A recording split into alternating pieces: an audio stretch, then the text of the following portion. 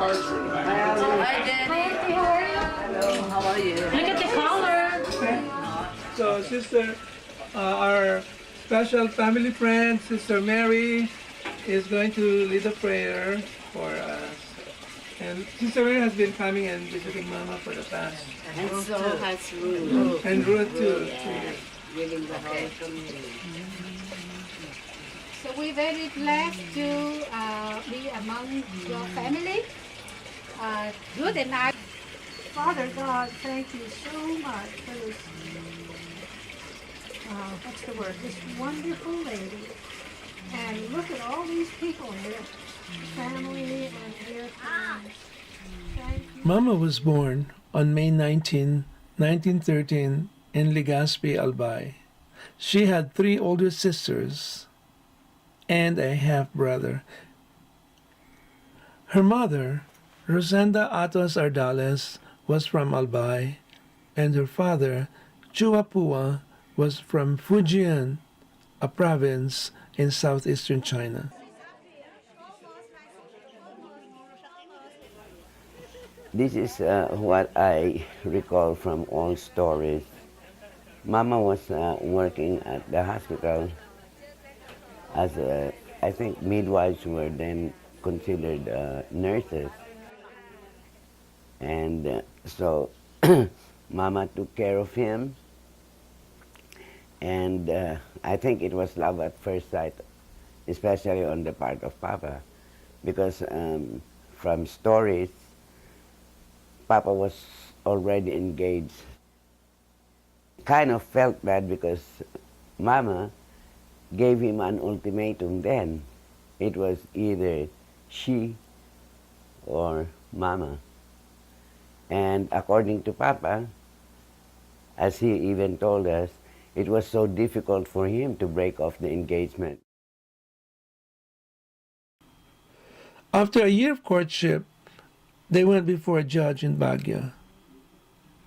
A month later, they got married at San Gregorio Church in Albay. Well, growing up in Baguio, we lived in different places. When we first moved up from Clark Field Air Force Base. And thereafter, Papa was also offered a job at the Balatok Mining Company as the athletic director and field manager. After Balatok Mines, Papa was hired as camp manager of the Ambuclao Dam hydroelectric project, which started in 1952. He was joined by his younger brother, Uncle Bert, and his wife, Auntie Deli, and their 5 children. When the Ambuclao Dam was completed in 1956, Papa became the camp superintendent of another project, this time the Binga Dam hydroelectric. Finding work after the completion of Binga Dam in 1960 became a challenge for Papa. After Binga, Papa was unable to find a job because they said he was over age. You know, I think when you're in your 40s, late 40s, they consider you old. But I don't know if it was a good 2 or 3 years before he finally went to Crestaola, and we will pick up the pieces there again. But the family went through difficult times, and as a result, I told Mama, I was 16 then, I told Mama, I said, why don't you accompany me to Manila so I can work and I can help the family. Memory I have of the difficulties was, I don't know if you remember as well, when we were at the Auntie Deli's place, remember? We were at, in Aurora Hill. We were on the basement. We lived there with Auntie Deli in the basement, and I don't know so much about it, but all I know is it was dark, and we had like the sayotes at the Yeah. at the backyard.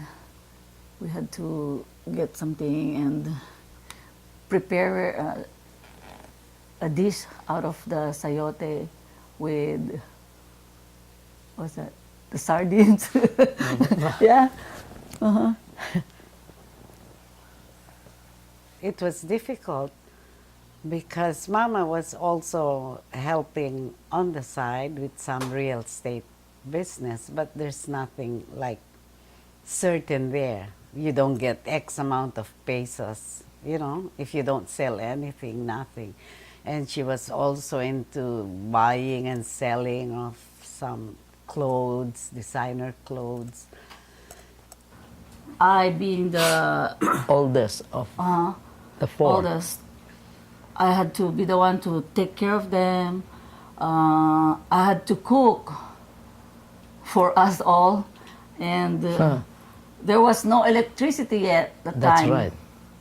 in Paringao. So I had to start a fire, you know, with the use of firewood, and there was this. It's a pipe. piece of pipe with the hole right so in the that middle. You it can blow. and the fire would be blowing. And I said, Ma, we're here anyway. Why don't you just bring the family down over so we can all be together? It'll be easier here than it is to be there, because there will still be one household. It was just Bob and I working at that time. All of you were still very young. Angie was in nursing school. Finally, in 1965, Papa left for Saigon to work for RMKBRJ, an American construction company. He worked with security. He stayed in Vietnam until 1972, 3 years before the war ended. Has arrived. I thank God I'm alive. You're just too good to be true. Can't take my eyes off you. Magbatas.